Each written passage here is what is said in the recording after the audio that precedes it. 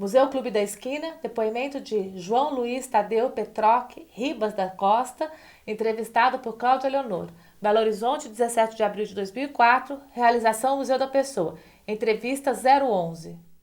Bom, João, vou pedir para você repetir o seu nome completo, o local e a data de nascimento. Meu nome é João Luiz Tadeu Petroc Ribas da Costa, nasci em Belo Horizonte, no bairro de Santa Teresa, coladinho no Clube da Esquina, no dia 2 de março de 1945. Que rua que você morava? Rua Divinópolis. Rua Divinópolis. Exato. Tá, joia. E assim, rapidamente, João, pra gente ter uma ideia, né, da sua carreira profissional. O que você fez profissionalmente? Eu me formei em psicologia, depois eu fiz uma pós-graduação em psicologia empresarial, trabalhei na Aracruz Celulose. Ah, é? É. E me aposentei. Hoje eu sou um aposentado. Mas trabalhava no Espírito Santo? No Espírito Santo. Mas morei 25 anos ainda lá na Rua Divinópolis, em Santa Teresa. Até os 25 anos. 25 anos que você vai para o Migrei Espírito para Santo. o Espírito Santo e depois retornei. Hoje eu volto a morar em Belo Horizonte. Tá, joia. E me fala uma coisa. Bom, então, você cresceu lá em Santa Teresa, né? Qual era o bairro da sua infância? Descreve Santa Teresa da sua infância. Santa Teresa da minha infância era um bairro que só nós gostávamos de Santa Teresa. Porque era um bairro que não tinha água, era um bairro que tinha um quartel da Polícia Militar, e era um bairro, apesar de ser muito próximo do centro, naquela época se considerava longe.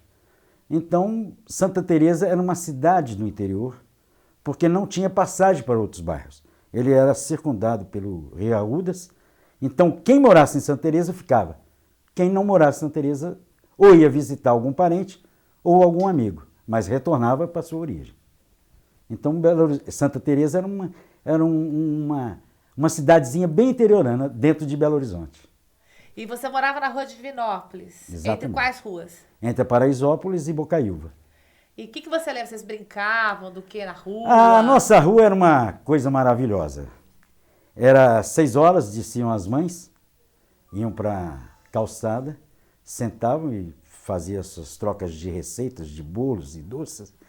E a criançada brincava, assim, como se fosse um paraíso livre, porque não passava carro. Então, eram 1000 crianças e dezenas de mães grávidas e não grávidas fazendo aquelas trocas de receitas que eram... Então, é aquilo que eu te falei, era uma coisa bucólica e muito romântica. Então, a nossa infância era uma coisa extremamente divina e pura. Vocês brincavam do quê? Os meninos tinham brincadeiras diferentes das meninas? Não tinha dúvida. Tradicionalmente, as meninas brincavam de casinha e de boneca.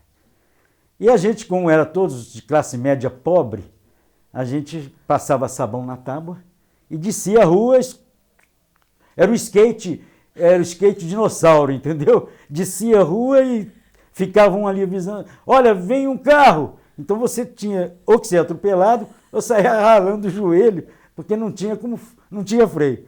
Então eu acredito que a gente tenha sido até os pioneiros do Ayrton Senna.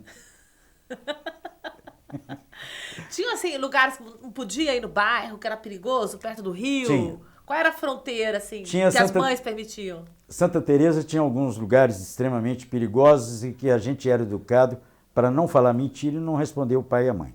Se você respondesse o pai e a mãe, podia ser preso no quartel. Se você brigasse com o seu irmão, iria para um hospital que era o chamado isolado. O nome já é extremamente perigosíssimo, isolado. Nenhuma criança gostaria de ficar. E esses 2 lugares eram os bichos-papão daquela época. Joia. E, João Luiz, você estudou aonde? Eu estudei no grupo Barão de Macaúbas, depois no Colégio Tristão de Ataíde, que era em Santa Teresa, Colégio Municipal, e depois na FUMEC. Tá joia.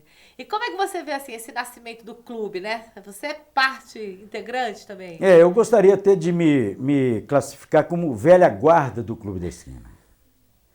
E, ao mesmo tempo, um abre-alas. Porque eu morava em São Paulo e me rebelei, que eu não gostava do emprego que eu tinha em São Paulo. E cismei de voltar para Belo Horizonte. Meu pai era muito severo e falou, você não vai ficar desempregado. Mas eu queria definir o que eu ia fazer na minha vida. E eu resolvi adotar a esquina como o meu local de pensamento, de filosofar, o que eu ia fazer na minha vida. E achei um grande companheiro que era o Lô. Eu era mais velho do que o Lô naquela época, que naquela época fazia uma diferença muito grande. Mas hoje nós estamos assim, muito pare na idade. Então eu ia para a esquina e o Lô também ia. Você tinha quantos anos e o Lô tinha mais ou menos quantos? Só para situar. Eu acredito que eu devia ter 22 e o Lô devia ter 16 ou 17. Mas naquela época todos eram considerados bem crianças, né, com essa idade. Então eu ficava vendendo as minhas roupas, que eu trabalhei em São Paulo, e ficava à toa na esquina. E o Lô, uma fertilidade musical muito grande, nós ficávamos sentados. E em volta disso havia 60 garotos e garotas que ficavam lá curtindo.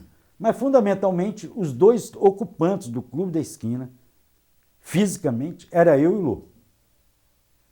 E nós ficávamos dia e noite lá. Às vezes nem íamos tomar banho.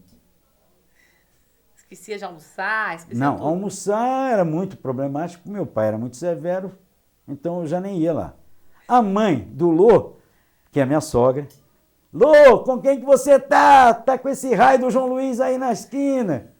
E naquela época, como eu era mais velho, eu era um desencaminhador do Lô. Mas eu tenho um grande orgulho disso, porque ele se tornou essa cabeça maravilhosa e essa poesia, né? Que o Lô é toda uma poesia, né? E você acabou casando com a Sheila, que é irmã do Lô. Não tinha dúvida, né? Eu não podia casar com o Lô. Então eu casei com a Sheila. Que a Sheila, apesar de não ter uma musicalidade explícita, mas ela é todo um poema, né? É. Conta assim, como começou o namoro, como é que... Nosso namoro começou uma coisa muito linda. A nossa turma toda noite se reunia e vamos fazer o quê? Vamos para o cinema. E um dia nós fomos para o cinema. Como era uma turma muito grande, variava de idades. E nesse dia era um filme proibido até 18 anos. Resultado, alguns não podiam e outros podiam. Como a nossa turma era muito unida, ninguém vai para o cinema. E tinha um parque de diversão instalado num local, num terreno baldio, e nós caminhamos para o parque. Então vamos para o parque. E eu fui e chamei a Sheila para ir para a roda gigante. Então foi a Sheila e a Sônia, irmã dela. E eu sentei no meio. E a roda começou a girar.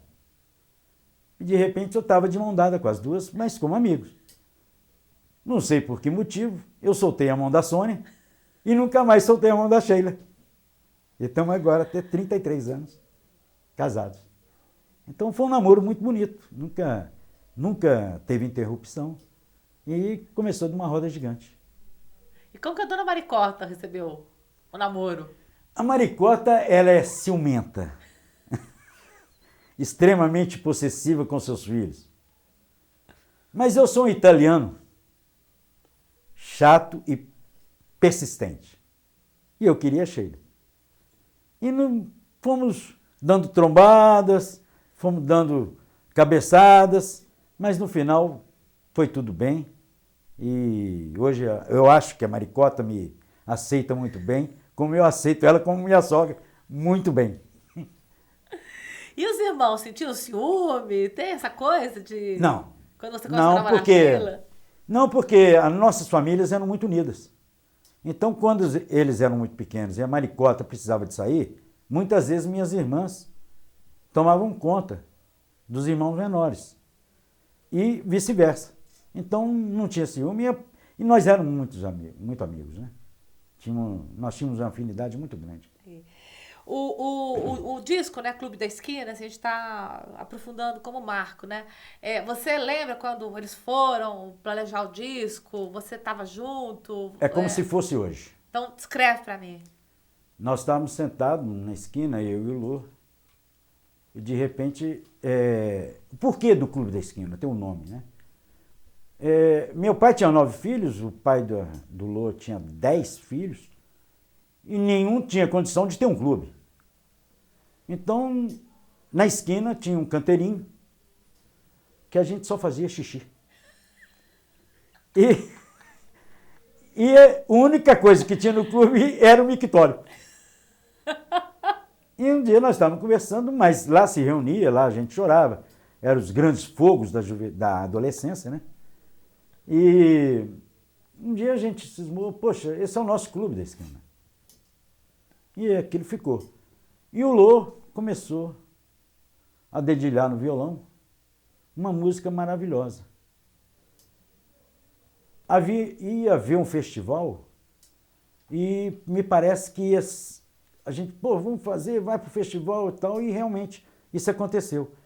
E o Marcinho, com aquela capacidade poética de escrever tudo que você imagina, escreveu a letra. E a letra do Clube da Esquina é exatamente aquilo que a gente vivia. Então, esse foi o surgimento, dentro da minha visão e dentro da minha vida ali, do Clube da Esquina. O Lô, com uma capacidade musical fantástica, eu extremamente desafinado e desajeitado com música, mas de uma poesia do próprio italiano, né, que é todo cheio de emoção, a gente curtia. E ali o Lô fez várias músicas e foram complementadas com a capacidade do Marcinho de, eu nem sei se é de escrever ou de psicografar, entendeu? Mas que é uma genialidade. E eu me sinto muito feliz de ter visto isso acontecer, porque hoje eu sinto que esse movimento musical do Clube da Esquina é uma coisa muito grande, muito poética, muito bonita. Às vezes eu sozinho escuto as músicas e vejo que aquilo é uma linguagem maravilhosa de poesia, de amor, né, de sensibilidade pura que existia naquela turma. Qual música você curte mais? Assim, tem alguma que é mais significativa para você? É o Clube da Esquina. Essa? Acho que é Equatorial, não sei se o nome ainda é Equatorial, se ele mudou. E gosto das músicas assim, Girassol, uma música que eu acho que se eu fosse cantar eu ia gravar, que é Vento de Maio. Quer cantar um trechinho pra gente? Não. Só de brincadeira. Aí eles vão eu falei hoje de manhã que eu não ia cantar, eu ia interpretar o vento. Se aqui pudesse ter, se aqui tem vídeo, eu interpreto o vento, mas cantar, não faz isso comigo. Minha mulher vai me matar, porque ela cola o ouvido dela aqui para não desafinar. E João, você lembra assim de quando eles gravaram o disco, que eles foram pro Rio, você estava aqui? Lembro, mas só o movimento de ir. Depois lá eu não podia acompanhar porque eu tinha que trabalhar e aí a gente se separou um pouco. Mas aí eles receberam o disco e foram fazer uma audição. Você estava nesse dia? Não estava. Aí essa parte já estava trabalhando na minha vida, então já não podia mais ficar. Já seguiu a carreira. Já segui a carreira. E como é que foi assim, acompanhar também, assim, meio à distância, a carreira desse pessoal que eram teus amigos, né? Tua turma. E como é que foi ficando lá no Espírito Santo? É uma coisa maravilhosa, porque eu, apesar de ser mineiro, ninguém achava que eu era mineiro, porque onde eu chegava eu fazia amigos, e todo mundo fala, mineiro é muito calado, mineiro é isso ou não. Eu sou extrovertido, eu falo. Então, eu tinha surpresas maravilhosas, de repente eu chegar num determinado lugar onde não podia imaginar e alguém cantava o trecho ou alguma música do Clube da Esquina. Isso aconteceu diversas vezes, né? E como eu casado com a Sheila, eu também não tinha como ficar longe disso, né? De todo esse processo. Então, muitas vezes eu tentei aprender a cantar com as músicas do Clube da Esquina, com a Sheila me monitorando auditivamente, mas infelizmente não teve jeito de melhorar. Mas eu acompanho e fico muito feliz de hoje estar acontecendo esse movimento, que eu acho até que demorou um pouco, porque eu sempre lutava para isso, talvez não com a voz dos poetas, mas com uma visão assim mais assim de, poxa, temos que marcar isso na vida, né? Foi um movimento. Então, guardando as devidas proporções, eu me sinto como se eu tivesse morado do lado dos Beatles, entendeu? Guardando as proporções, se é que tem que guardar, mas com muito orgulho eu sempre acompanhei e sempre vejo. Cada dia mais melhorando essa poesia e eternizando essa sensibilidade, né? É. Até... dos outros discos, depois que o pessoal continuou a carreira, tem assim algum que para você é emblemático? Tá gravando? Tá. Mas vai fazer. Pode.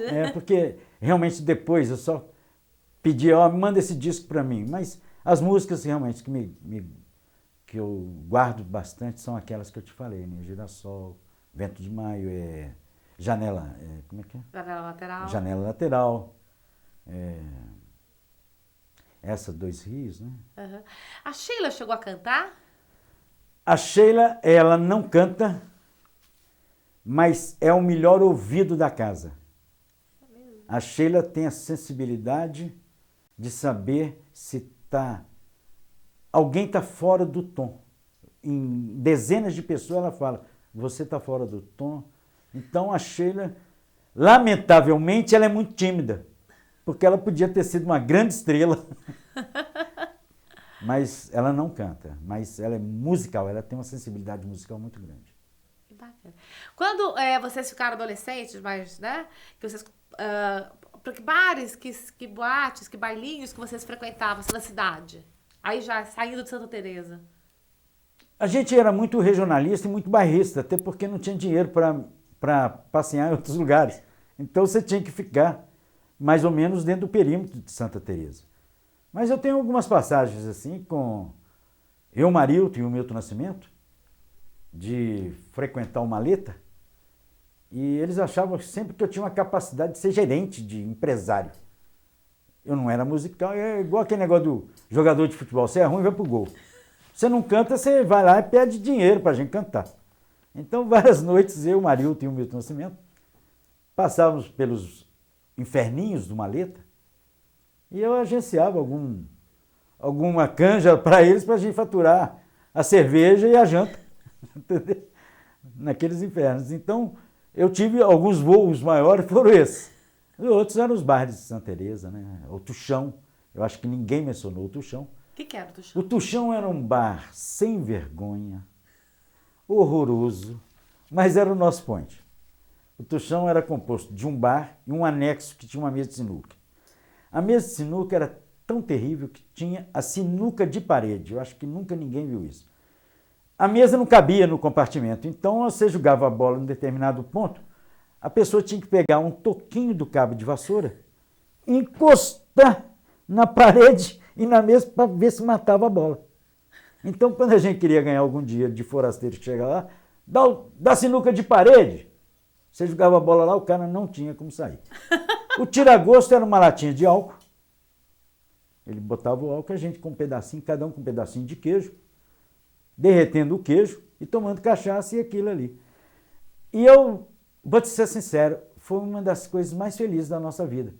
Porque não tinha e-mail, não tinha celular, tinha boca a boca, olho no olho, palavrão com palavrão, brigas e abraços.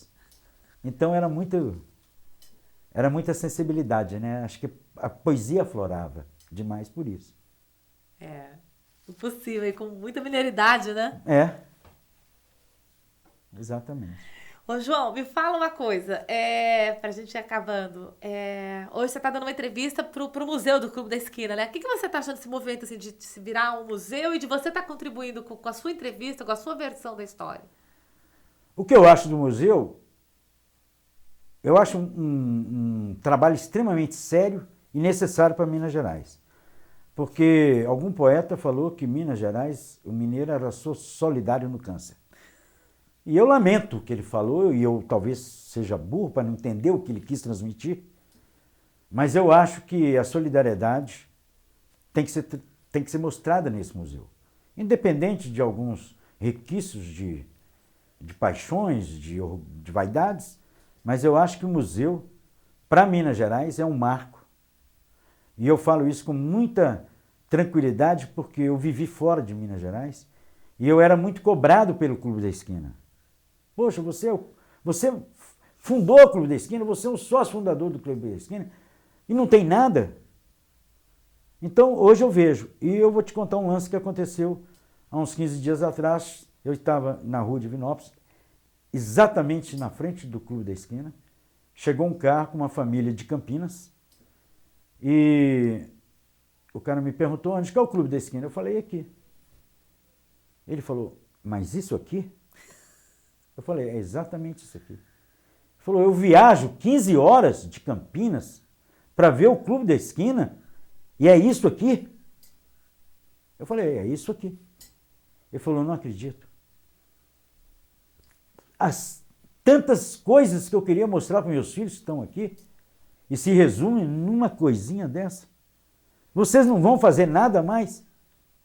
E eu acho que eu estou falando isso em primeira mão, porque aí eu acho que o museu vai exatamente trazer e fixar e registrar esse movimento bem definido, bem trabalhado, bem elaborado, para que todas essas pessoas, que a gente não sabe quantas são, mas que vêm assim como surpresas fantásticas, buscar o Clube da Esquina. Então o museu é um movimento e é um trabalho seríssimo, da mais alta importância. É isso. Tá joia. Você queria falar mais alguma coisa, João? Você acha que ficou faltando? Que a gente não abordou? Não, acho que foi bem. Deu conta? Deu, acho que deu.